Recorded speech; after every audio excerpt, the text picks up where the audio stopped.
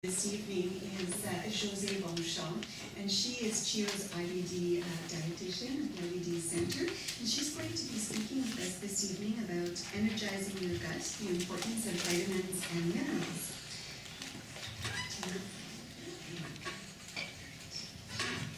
So please join me in welcoming Josee.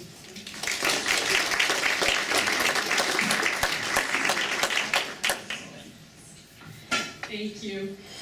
I decided to be a bit selfish tonight in my talk because I really need your help. I need you to help me convince your kids to take the vitamins and mineral supplements. And I know you've heard every excuse in the book. Why should I be taking them? I feel fine. They're too big, I can't swallow them, I don't like the way they taste, and I just don't want to take them. We've heard them all. And I know you've come up with many good ways in getting your kids to take them.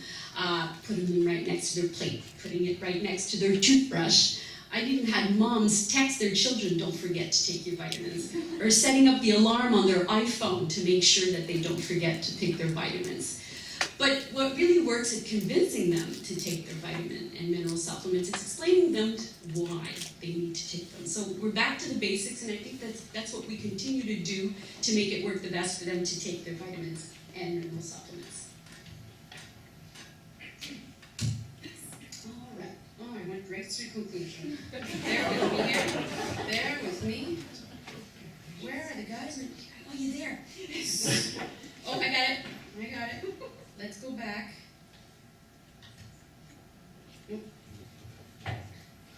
Help me. Maybe it's that little bitch. So let me give you a bit of facts about IBD.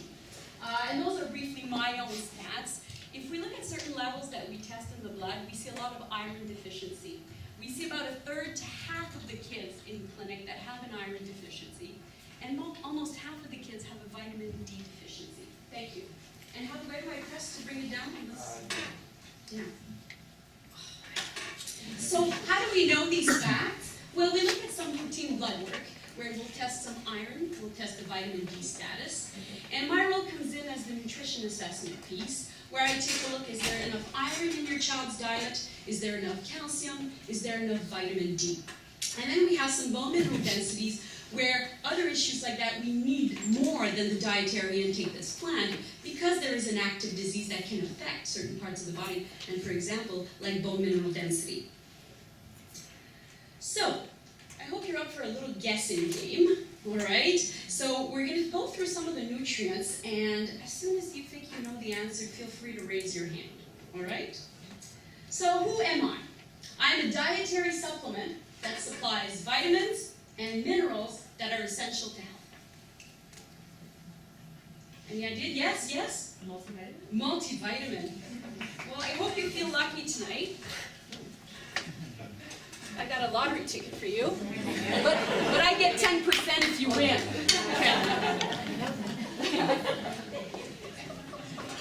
All right, let's keep going. So yes, multivitamin. What else is the multivitamin important for? So the role of the multivitamin is to prevent the development of an expected deficiency. And of course that deficiency will happen when the disease is active. I'm important because the body's normal processing can be impaired during active disease. So we have many options of multivitamin. For under 13 years of age, we recommend a children's chewable multivitamin. And of course, when we move on to 13 and older, we'll want to move to a complete adult multivitamin. And there is a benefit to moving toward an adult multivitamin. Of course, we'll have the option of a chewable, which can be important for some kids that can't swallow pills. But we'll get more vitamin D, we'll get more vitamin B12, more folic acid, and we'll also get some antioxidant minerals that help with gut healing. So those are the advantages of moving from a children's to an adult multivitamin. Next, yes, I carry oxygens to all parts of the body. Yes, I'm talking about a nutrient to carry oxygen. Yes, Iron. Iron. One of you wins. You should have gone to someone down the first row. No, I saw you first. Good luck. Well, thank you. All right, so what else does iron do to the parts of the body? So when the disease is active, of talk about ulcerative colitis, there's a lot of bleeding, so when we lose blood, we lose iron. And also with Crohn's disease, we have the absorption that is affected with active disease. So, my deficiency is caused by GI bleeding or a decreased absorption. And it causes symptoms of tiredness, attention deficit, and irritability. And it can take up to 4 to 6 months to replenish my stores. So some of you have been getting the calls, he needs an iron supplement. That's usually how long we need to keep them on supplementation before they boost the storage. And of course, it's during remission that it's important for us to replenish those stores in case there's another flare that comes and depletes that iron storage. So, big challenge with iron supplements. We have liquid options, we have tablets, but no chewables exist so far. So when we talk about liquids for younger kids, we're not talking about a huge volume, but for kids that have difficulty swallowing tablets, we can start talking about huge volumes. So we always like to move on to a tablet. They're usually very small. And the doses can vary depending on the deficiency between 1 and 3 tablets a day. You're probably going to ask me, yeah, what about iron-rich foods? Yes, we always promote the diet to be iron-rich and to have some foods that are really rich in iron. But bear in mind that when we're fully depleted, it takes forever to get that storage back to normal with food alone. This is why we often need supplements. I know there's issues with iron supplementation where it's difficult to tolerate. Some kids have stomach pains, have difficulty taking them on a daily basis, especially when we're going up to 3 tablets a day. So what I can tell you is, yes, we'll minimize the absorption with food, but we seem to tolerate it better when we take it with food.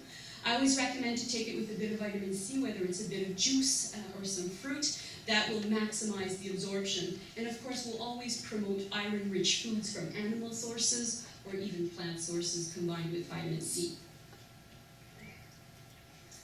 Third one, I help build strong bones in order to reduce the risk of osteoporosis.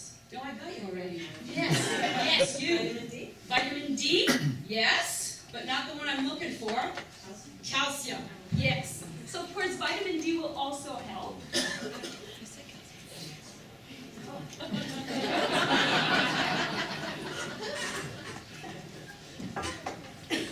My absorption is affected by long-term use of steroids, so we know kids that have repetitious steroid use, it will affect longer term their bones. And my presence is mostly found in one fruit group, and that's usually dairy. So we're talking about calcium. So let's look at the recommended intake for calcium according to age in pediatric. So if we look at age 1 to 3, we're talking about 700 milligrams of calcium every day. That means 2 servings of dairy and the multivitamin. That would give 700. If we go up to 1,000 between ages 4 and 8, we're talking about 3 servings of dairy or dairy alternatives plus the multivitamin.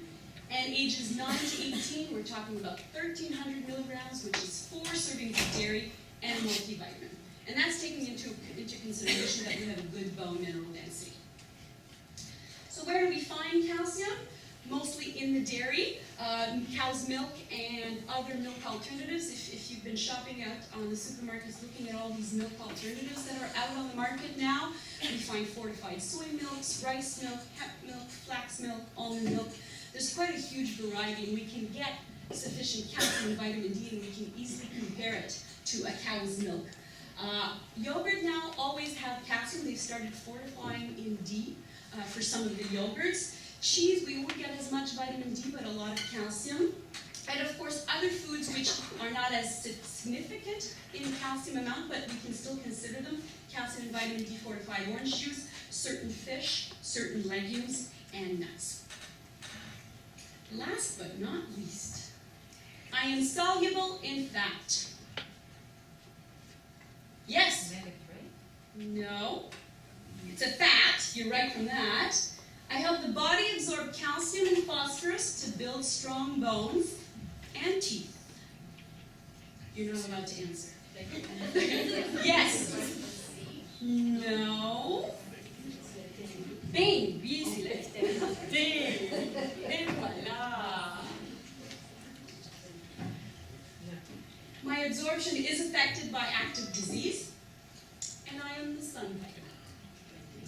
Now let's look at the recommendations for vitamin D. The new recommendations came out in November 2010, and I'll try to put that in perspective with intake. So recommended intake is 600 international units, went up from 400 to 600 in 2010. The multivitamin will supply 400 and some even supply a full 600 international units. Again, the reason why the multivitamin is important. If we're talking about a children's chewable, most of them are 400. So we'd be talking about a multivitamin plus 2 cups of milk or any milk alternative to supply the 600. And again, that's if there's no sign of deficiency. So if the vitamin D level is good in the bone and if we have a good vitamin D status in our blood. So it gets a bit harder to find all the foods that contain vitamin D. It's very hard to get the 600 alone with food. If we look at just a regular glass of milk, 1 cup, we're supplied with about 88 international units. If we look at an egg, it's about 25 international units. Where we're considering a lot in the 400 international units is fish, but of course we don't consume fish on a daily basis for most of us. Sometimes it's once to twice a week. So very hard to get 600 international units of vitamin D with food alone. So again, the importance of taking the multivitamin.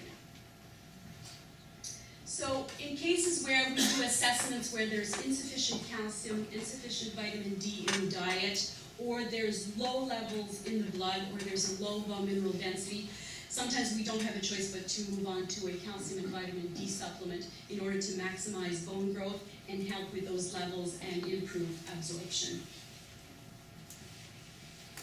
So I hope I was able to convince you that multivitamins are very important and your children need to take them on a daily basis. If we assess iron or vitamin D that is low in the blood work, yes, we're always going to encourage an increase in dietary intake of those nutrients, but often we'll have to resort to a supplement. And don't be afraid to knock on my door if there's a need for assessment of calcium, vitamin D, or even iron status. I'd be glad to do that because I know I'd get you on the phone once in a while, but I don't always get to meet you in clinic. But I always look at the blood work and I look at the reports, even though I don't physically see you in the clinic. So when I find the perfect gadget to stop your kids for opening the TV or the computer or even starting the car, I think I'll let you know and I think I'll be rich by then. Thank you.